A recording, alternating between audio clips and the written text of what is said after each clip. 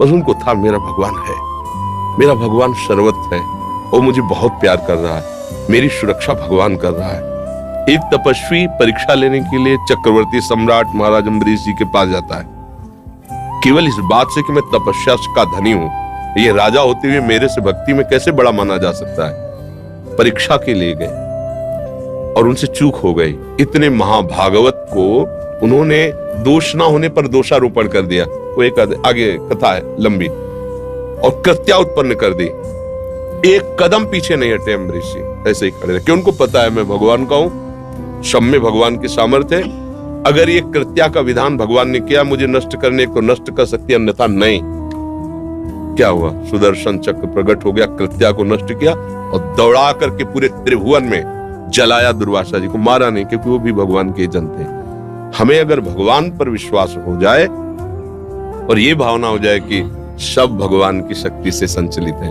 देखो, प्रभाव अलग अलग हो सकता है यंत्र का, लेकिन बिजली तो एक ही है। हीटर में, कूलर में, चाहे वो शीतलता प्रकट करे, वह गर्मी प्रकट करे, या कोई कार्यरत हो या अकार्य, बिजली तो बिजली है। ऐसे ही कोई दुष्ट स्वभाव वाला है या अच्छे स्वभाव वाला है, वो या क्रियारत है या शांत है, सब में भगवत तत्व विराजमान है। हमें ये बात आ जाए कि तुम निर्भय हो जाएंगे, निश्चिंत। मेरे पास जो कुछ है वो कितना है? इतना छोटा सा है, अनंत ब्रह्मांड है। उन ब्रह्मांडों को रचने वाले भगवान को कितना समय लगा है ब्रह्मांड रचने में? इतना। इसे निमेष कहते हैं, इतना निमेष, भ्रकुट विलास, इतना भ्रकुटी विलास सृष्टि लय हुई, इतने समय में रच गया है। तो मेरे मालिक हैं। अगर किसी कारण से मेरा पद जाता है, मेरा प्रभाव जाता है, मेरी संपत्ति जाती है, मेरी अनुकूलता जाती है, तो मेरे स्वामी एक सेकंड में इससे बड़ी अनुकूलता दे देंगे। मसका ही करें, बीरन चीज अजय मसकते। वो ब्रह्मा को मच्छर बना सकते हैं, मच्छर को ब्रह्मा बना सकते हैं। जो चेतन को जड़ करे, जड़े करे चैतन्य। जब इस बात पर विश्वास होगा तो आप निश्चिंत हो जाएंगे और आप कभी शोकित नहीं हो सकते, क्योंकि आपके पास जैसे पारसमणि मिल जाए तो किलो 2 किलो सोना चोरी हो जाए तो आपको शोक नहीं होगा, क्योंकि आप उससे जितना चाहो बना सकते हो। ऐसे भगवान अपने हो गए, भगवान से हमारा संबंध हो गया, तो त्रिभुवन की राज्य लक्ष्मी जाने पर भी आपको शोक नहीं होगा, क्योंकि माँ लक्ष्मी उनके चरणों को सहलाती रहती है। वो प्रभु मेरे यार हैं, मेरे मित्र हैं, मेरे गुरु हैं, मेरे पिता हैं, मेरी आत्मा है। तो निश्चिंतता, निर्भयता, निशोकता तभी रह सकती है जब हम प्रभु का आश्रय ले और निरंतर नाम जप का अभ्यास करें।